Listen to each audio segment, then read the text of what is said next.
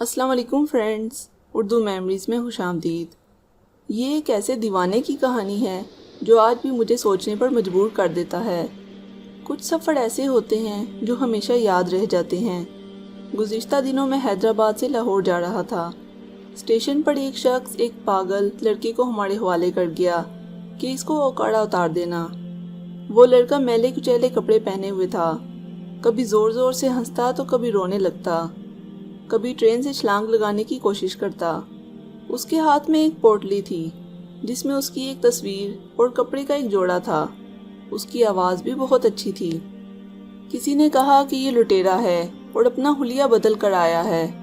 کسی نے اسے سرکاری ایجنسی کا آدمی قرار دیا، کسی نے اسے مظلوم کہا، مگر میرا دل کہتا تھا اس کے ساتھ یا تو کوئی حادثہ ہوا ہے یا یہ کوئی گہری روحانی چوٹ کھائے ہوئے ہے۔ بہرحال میں نے اس کو کھانا کھلایا اور پیار سے سمجھایا کہ وہ آرام سے بیٹھے، میں اسے اس کے گھر پہنچا دوں گا۔ وہ آہستہ آہستہ مجھ سے مانوس ہوتا گیا۔ جب میں نے اس سے اس کے ماضی کے بارے میں پوچھا تو اس نے ٹوٹی پھوٹی پنجابی اور اردو میں اپنی کہانی سنائی، جسے میں اس غرض سے سنا رہا ہوں کہ شاید میرے بہن بھائی سے سبق حاصل کریں۔ میرا نام رستم خان بلوچ ہے۔ میں اپنے 5 بہن بھائیوں میں سب سے بڑا ہوں۔ میرے والد کا نام اللہ دیتا ہے۔ میں پیشے کے اعتبار سے کسان ہوں۔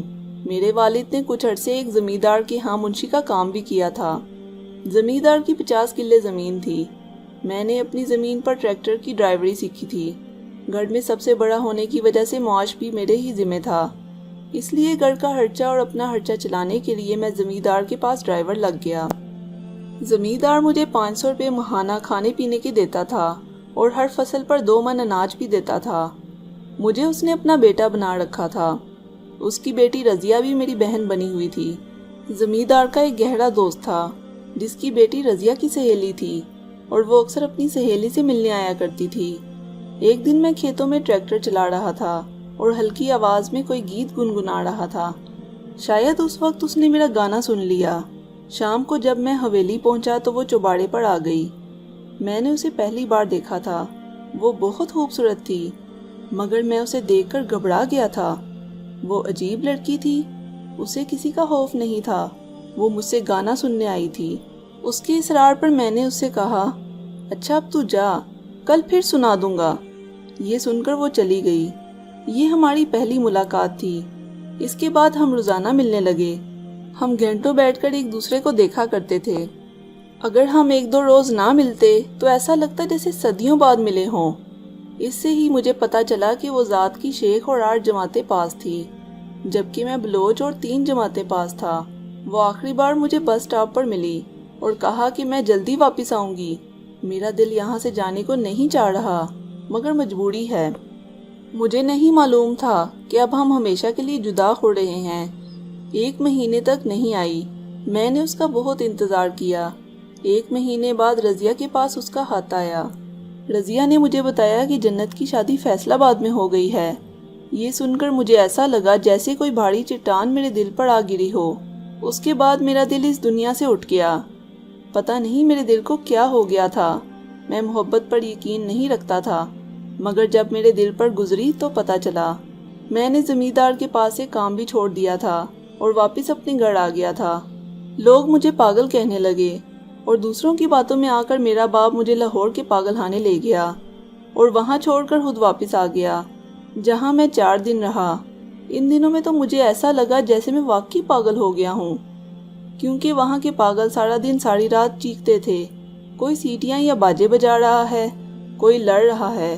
4 دن ٹیکے لگانے کے بعد ڈاکٹر نے مجھ سے کہا کہ اب تم ٹھیک ٹھاک ہو اور گھر جا سکتے ہو۔ میں لاہور میں اپنے نانا کے پاس گیا، مگر نانا نے مجھے پاگل کہہ کر گھر سے نکال دیا۔ میں ویسے ہی دنیا اور گھر سے بیزار تھا۔ نانا جان اور دیگر خاندان کے اس رویے سے میں اور دل برداشتہ ہو گیا اور اپنے ایک پنڈ والے کے ساتھ کراچی آ گیا۔ کراچی میں 15 دن کھدائی کا کام کیا۔ اس نے مجھے ہاتھوں پر چھالوں کے نشان بھی دکھائے۔ 15 دن کی تنخواہ تقریباً 700 روپے بنی، جو میرے پنڈ والے نے مجھ سے لے لیے اور مجھے حیدرآباد چھوڑ کر خود بھاگ گیا۔ وہاں میں 2 دن بھوکا پیاسا در در کی ٹھوکریں کھاتا پھرا۔ کئی بار چاہا کہ خودکشی کر لوں، مگر پتہ نہیں کیوں رک گیا۔ اب حیدرآباد سبزی منڈی میں مجھے ایک مولوی صاحب نے چندہ کر کے ٹکٹ دلایا ہے۔ یہ کہہ کر وہ خاموش ہو گیا۔ میں نے اسے پوچھا کہ جنت سے کبھی دوبارہ ملاقات ہوئی؟ تو اس نے بتایا کہ ہاں، میں ایک بار زمیندار سے ملنے گیا تو رضیہ نے بتایا کہ جنت آئی ہوئی ہے اور تم سے ملنا چاہتی ہے، مگر میرے منع کرنے کے باوجود وہ مجھ سے ملنے چلی آئی اور رونے لگ گئی، اور اس نے خدا کی قسم کھا کر کہا میرے والدین کو کسی نے بتا دیا تھا کہ میں تم سے پیار کرتی ہوں، تو انہوں نے میری زبردستی شادی کر دی۔ رستم خان تو اپنی کہانی سنا کر پھر ہنسنے لگا اور پاگلوں جیسی حرکتیں کرنے لگا تھا، مگر میں اب تک یہ سوچ رہا ہوں کہ اس کو پاگل بنانے میں قصور کس کا ہے، والدین اور خاندان والوں کا، دنیا اور زمانے کا، یا اس لڑکی کا جس کی وجہ سے وہ پاگل ہوا۔